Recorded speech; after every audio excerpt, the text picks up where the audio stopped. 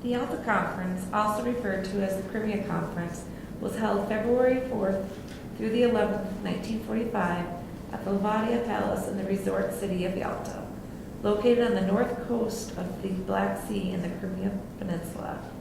The key leaders in attendance at the conference were Franklin D. Roosevelt, President of the United States, Winston S. Churchill, Prime Minister of the United Kingdom, and Joseph Stalin, dictator of the Union of Soviet Socialist Republics. The leaders became known as the Big Three. Each leader had an agenda that they wanted addressed at the conference. Roosevelt sought to establish the United Nations and to gain Stalin's commitment to join. And Roosevelt also wanted the commitment from Stalin to join in the war against Japan once Hitler was defeated. Churchill sought to protect the remnants of the British Empire as well as to clarify the post-war status of Germany. Finally, Stalin sought to achieve post-war economic assistance from Mother Russia and demanded a Soviet sphere of political influence in Eastern and Central Europe. The footage we're about to see is of day one of the Yalta Conference. For the Russian people, the question of Poland is not only a question of honor, but also a question of security. Throughout history, Poland has been a corridor through which the enemy has passed into Russia. Poland is a question of life and death for Russia. We have no doubt that Poland has a vital role in the security of Russia, and we do not think that it would be wise to compensate Poland at the expense of Russia, especially when there's a much more deserving neighbor to the west. So long with the Polish provisional government has meant a much more democratic people. The Poles have suffered enough and have the right to choose their leaders accordingly. I agree completely. The Poles should not have to be pressured by any outside force at such a pivotal moment in their recovery and stabilization. I applaud the comradeship you two share together. As long as the Russian border remains on the Cruzon line established in 1939, Poland can have its free elections. In regards to Poland, the Big Three eventually recognized that the establishment of a provisional government called the Polish Provisional Government of National Unity was necessary. This government would be formed on a more democratic basis with periodic free elections and the inclusion of democratic leaders from Poland itself and from Poles abroad. The territorial compensation of Poland at Germany's expense after Stalin's refusal to give up territory annexed from Poland in 1939. The establishment of diplomatic relations between the United Kingdom, United States, and the USSR with Poland. If we want to avoid the devastation of another world war, the establishment of the United Nations is of dire importance to protect our planet. If you think that Russia is going to surrender her rights to a community governed by representatives of weaker and smaller nations, you are wrong. Russia will only agree to these so-called United Nations if a veto power is granted, as well as a membership to all USSR satellite states. I think that's a bit too much. Not all USSR satellite states are deserving of United Nations membership, especially those who just fell to the Germans' reigns after half a decade of Nazification. Couldn't have said it better myself. Membership will be granted to Russia and the Ukraine for various hardships faced during the war. As for the veto power, I couldn't agree more with you, Stalin. As a sovereign states of this planet, we have the right to say no and protect our interests. And where is this meeting to be held exactly? I think it's only fair that the meeting be held in a country of more neutral ground. America may be the wisest choice, as it will surely attract the interest of the rest of the world. The outcome of the United Nations established that a conference should be called to meet in San Francisco in the United States on April 25, 1945, to establish a general international organization to maintain peace and security. Both the governments of China and the Provisional Government of France will be consulted and invited to the United Nations Conference in the United States, along with the Big Three. I refuse to leave Russia open to the violations of Europe's past ever again. I demand that Eastern Europe, among portions of both the Baltics and the Balkans, fall under the Soviet sphere of influence without outside pressures from either of you. We're not trying to infringe on what was inevitably after the defeat of Germany. You have your Soviet sphere of influence. However, Churchill and I are not leaving this room until we secure free election and the establishment of stable government in the afflicted nations, as the Atlantic Charter calls for. Well spoken. The Atlantic Charter was written to establish the goal for post-war Europe, as well as any liberated state once under a suppressive nation or dictator. However, I think focus should also be paid to the reparations owed to Greece by Bulgaria, as well as the territorial disputes that have now arisen between Austria and Italy. So long as these free elections fall under Soviet influence, I don't think a more fair agreement could arise. In addition to that, I think far more pressing matters are at hand, Churchill. Yugoslavia is a breeding ground for corruption and uprisings. The combination of Serb crowds and the numerous others do not work well. I believe that all citizens should be given to their respective nations regardless of consent. The only way that this is going to work is that independent nations are established for every individual ethnicity, and that is far too many. The Serbs and Croats understandably deserve sovereign states, but the other much smaller fractions will just have to make do. The key outcome of the three leaders in regards to the rebuilding of Europe and the national economic is to help the liberated peoples to destroy Nazism and fascism and create democratic institutions of their own choice. The Atlantic Charter, which was a joint declaration released by Roosevelt and Churchill in August 1941, provided broad statements of the U.S. and British war aims. The Big Three agreed upon the fact that the right of all people to choose the form of government under which they will live, the restoration of sovereign rights and self-government to those peoples who have been forcibly deprived to them by the aggressor nations. The Big Three agreed to help any European liberated state or former Axis nation by offering conditions of internal peace, carrying out emergency relief measures, stabilizing free elections of government, and facilitating the holding of elections. Concerning primarily Stalin and FDR, the war in Japan was a topic of debate amongst them for all but obvious reasons. Japan's location to both of the supernations, as well as the threat they proposed to the national security of Russia and America, would clearly lead to an allegiance between the two. Stalin and FDR, with the assistance of Churchill, agreed that within 3 months after German surrender and the war in Europe has been terminated, the Soviet Union will enter into the war against Japan on the side of the Allies. That is, so long any prior conditions discussed during the conference had been met. I know that there are far more pressing matters concerning Europe should be the heart of discussion at the present moment. However, I cannot help but to speak out for America's safety. Japan must be defeated, and without help from Stalin, it will be a long, bloody, and precarious battle. Russia is finally on the brink of victory. After nearly 6 years of German oppression, brutalization, and anger, Russia can finally recover and stabilize herself. But now you ask me to throw her into the middle of another American war.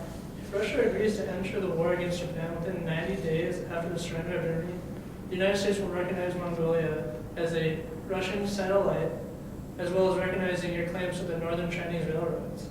Is that all America is willing to give me for the thousands of troops I am sure to lose in this pointless power battle? Surely you can't be asking for anything more, Stalin. The forces of Soviet and American troops alone are enough to crash Japan within a month anyway. For Russia's allegiance in the war on Japan, not only will the aforementioned promises be granted to Russia, but America is also willing to secede the South Sakhalin and Kuril Islands to Russia, as well as this Japan's Darien port will be internationalized, and the Port Arthur will be solely leased to Russia. Now, do we have a deal? I believe we do. With all other matters aside, the most dire and pressing matter discussed at the Yalta conference was the question of Germany's future. The Big Three all had different ideals when it came to the dismemberment, demilitarization, and the future of Germany in global affairs. I'm in favor of giving France a zone, but I cannot forget that in this war, France opened her gates to the enemy. Not only this, but France is nowhere near entitled to a zone of influence. Yugoslavia and Poland are far more deserving. Therefore, I will not be ceding any land from the Russian zone to France. It must only come from the United Kingdom and America. That only sounds agreeable. France deserves a zone simply out of justice, and if myself and FDR have to sacrifice a little less land, so be it. I'm not finished yet, Churchill. Granting de Gaulle a zone in Germany will only make him think that he is entitled to attend all the conferences held by the Big Three, and I know for a fact that none of us at this table would enjoy that very much. Do not worry about de Gaulle, Stalin. This conference and all of those that follow are a very expensive club, the entrance fee being at least 5 million soldiers. Very true, Churchill. Now that we've established the German dismemberment into the British, American, French, and Russian political zones, I think it is time that we move on to other issues concerning Germany and its future. The unconditional surrender and demilitarization of Germany are obvious. I think we can agree that these measures do not need to be discussed in further detail. Naturally. However, the question that concerns me is the matter of German reparations. Well, I insist that Germany pay Russian reparations in the amount of $10 billion over the next decade. Russia fought a much longer and bloodier battle than either America or England, and the damage to the Russia infrastructure, her people, and her government are irreversible for the time being. Absolutely not. Russia is no more entitled to such a drastic sum of money than Britain or even America. Think of all the supplies you receive from American shipments. Russia would never have had the victory she did without them. I refuse to condone such a ridiculous and manipulative reparation plan. I can't even. Calm down, Churchill. I'm sure that this matter can be discussed like everything else over the course of the past 11 days. Germany obviously is not in any position to make monetary reparation payments for quite some time. Therefore, I think it'd be wiser on our parts to insist the reparations come from manual labor and annual shipments of goods. That may be the smartest thing I've heard you say in the past 2 weeks, FDR. That way we can maximize on how much we actually receive from them, because I'm sure reparation payments will just end as quickly as they started. My only stipulation is that the reparation committee be housed in Moscow. That only seems fair to the Germans and the Russians. After all, Moscow was the beginning of the end for the German campaign. It only seems natural to be the place where they can set up the reparations that have been chasing them since September of 1939. I'm glad that we've been able to accomplish this discussion without bashing each other's heads in. However, I'd like to point out that the joint committee between Russia, America, and England, as well as any other country who would like to contribute, should be established to hunt down Nazi war criminals for their trial. It only seems just to the million innocent people who lost their lives, millions who lost loved ones, and the millions who lost lives protecting those of their nation, have any other heinous Nazis tried for crimes they committed against humanity. Of course. Deal. Once the conference had concluded, the Big Three returned home to their respective nations. Both Britain and America offered their public insight to the discussions and common goals agreed upon at the conference. Stalin, however, remained in the dark and said little to the Russian people in the weeks following Yalta. The British House of Commons felt that Roosevelt and Churchill gave in to Stalin's many demands. Churchill felt the Yalta Conference was a success and defended his position. I repudiate any suggestion that we are making a questionable compromise or yielding to force or fear. The Poles will have the future in their own hands, with the single limitation that they must honestly follow a policy friendly to Russia. That is surely reasonable. I know of no government which stands to its obligations more solidly than the Russian Soviet government. I come from the Crimea Conference with the firm belief that we have made a good start on the road to world peace. There were two main purposes in the Crimea Conference. The first was to bring defeat to Germany with the greatest possible speed and the smallest possible loss to Allied men. The second purpose was to continue to build the foundation for an international accord that would bring order and security after the chaos of war, which would give some assurance of the lasting peace among the nations of the world. The Crimea Conference was a successful effort by the three leading nations to find a common ground for peace. We proposed to substitute for all these a universal organization in which all peace-loving nations will finally have a chance to join. And that, my friend, is the principal message I can give you. But I feel it very deeply, as I know that all of you are feeling it today, and you are going to feel in the future. However optimistic Roosevelt may have sounded during his address to Congress regarding the Yalta Conference, his facade quickly faded. 3 weeks before Roosevelt's death, he came to the realization that he had failed miserably and that his advisors had been right.